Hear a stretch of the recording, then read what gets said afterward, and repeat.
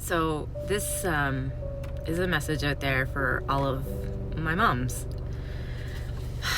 I don't really talk about this a lot, but I think I need to talk about it a bit more because I want people to know that it's this epidemic that people seem to think there's a thing going on where women have just given up on being moms or given up on their feminine energy. We really haven't. It's granted, not all women who are born with the gender of a woman is going to be somebody who finds themselves drawn to their feminine energy. It's just not something that everyone's going to. Sorry, I can see better. Like, I can see my screen better with my glasses off. I really need to get a new prescription. Anyways, another day. But what I was going to say is that those of us who do actually enjoy being in our feminine energy, it's not that we don't want to be. It's that there has been decades and decades, and I mean, I'm talking like maybe millennia of decades, where women have been shamed, blamed, ostracized, condemned, ridiculed, openly in public, abused, burned at the stake, etc., when they embrace their feminine energy, when they embrace their feminine knowing, their intuition, their everything that's a little bit out there that, science maybe can't fully explain. I mean, they still can't explain why a sperm and an egg decide to duplicate the cells it does and the way it does, right? There's so much science still doesn't understand. I think magic, honestly, is just science that hasn't been explained yet. And that probably has to do with our cognitive ability to fully understand things, right? So the more of us that awaken, the more of us that raise our vibration, expand our consciousness, the more of us are going to start realizing that all these phenomenons that we think are crazy, unreal, not true, are actually just magic. But magic is really just science not explained yet. It's all about energy bending. My sci-fi book, I kind of started talking in my head about it when I started writing it, and I actually ended up coming up with another book afterwards where the woman ends up with having kinetic powers, right? Like telekinesis and stuff. It was cool. Anyways, I believe that that's genuinely what magic is just science not explained. And I think that the more of us who tap into those higher frequencies and our psychic abilities, as people call them, but our energetic being starts to show us, the ways we can really actually use and harness energy. And I think we're just at the baby stage right now in the earth game of that. So I think it's pretty cool. Anyways, the point of this was all these decades where women have been condemned for being and like the woman, right? We have naturally, and the other thing too is we've been segregated and separated from each other. We have not been taught the importance of community amongst women, right? Like, there's a lot of movements out there right now where men are supporting men and they're having a brotherhood. Well, we need more of a sisterhood. And I'm not saying that men and women can't be friends. What I am saying, though, is it's a different kind of friendship that a man and a woman have in a platonic relationship. You don't express like deep supportive. I mean, if you're single, maybe you do talk to each other about deep, emotional aspects of your life. But once you're in a partnership with a partner, whether you're heterosexual, homosexual, bisexual, it doesn't matter. But when you're finally with a partner, you tend to naturally, maybe instinctually in your heart, it's not okay to start sharing deep feelings with somebody outside of your relationship, right? Because those are some things that really should be with your partner. But in the culture that we live in now, this Western society, women can't be themselves with their partners in a lot of cases, unless they happen to find somebody who's on their own journey of awakening and expanding their consciousness and trying to learn how to be a better human being. In general, they may find themselves not having the ability to communicate with their partner, especially about emotional things.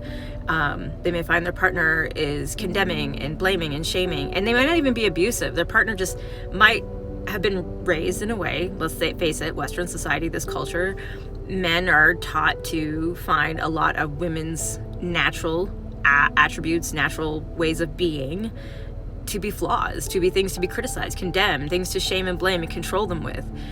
It's not okay that we do that. Just like it's not okay for women to make natural male traits all toxic, right? Men don't need that. They don't need the shaming and the blaming. Neither do the women. But we've had so many years, hundreds and hundreds of years, where this dynamic has been propagated by the powers that be, because it's easier to control people who have no connection to each other. Let's just face it, okay? The less we're connected to one another, the less we have communities, right? Sisterhoods, brotherhoods, general communities, and, you know, of multiple families together helping each other. Without that kind of support system, we are very malleable, right? The governments, the powers that be, whoever's controlling whatever theory you want to buy into today. I'm not here to talk about conspiracy theories, but whatever you want to get into, the powers that be, they find it a lot easier to control us this way. So when I started my trauma therapy, I actually I didn't know what was happening to my children at that point, okay? When I started my trauma therapy, I literally went in to trauma therapy thinking that I was a problem, because I had reached the end of my capacity to self-regulate on any level, and I could no longer suppress the emotions that were starting to bubble up in me. I could tell that I was becoming more and more and more dysregulated. My emotional outbursts, and especially with my hormones, right, with my menstrual cycle, I was becoming absolutely a nut job at least once a month, like to the point where I hated myself because I was hysterical, I was raging, I was out of control. And so when my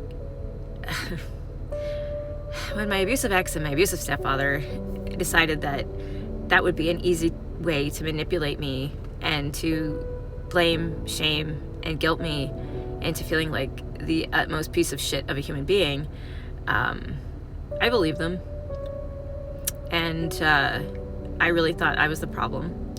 I had reached a point, a lot of moms might be able to relate to this, I'd reached a point where my guilt for being such a shitty mom had started to overpower the natural motherly instincts of not letting my kids dominate me and having a proper structure and having discipline and having all those things that I was actually not so bad at first. A lot of that went to the wayside, and I could tell my kids were struggling because I was struggling. We didn't have a proper routine. We didn't have proper structure. My kids would yell at me, scream at me, hit me. They got quite violent. Now, part of that is because of the abuse they were suffering I didn't know about. There was violence that they were experiencing that I didn't know till a lot later. So it's not all my fault, but it was a lot of it had to do with, they could tell I hated myself, even though I wasn't saying it. And they could tell that I didn't love myself. And they could tell that I didn't have self-control.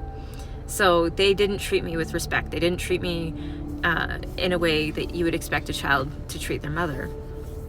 And I overcompensated for my guilt and shame by letting them walk all over me. And that's the truth.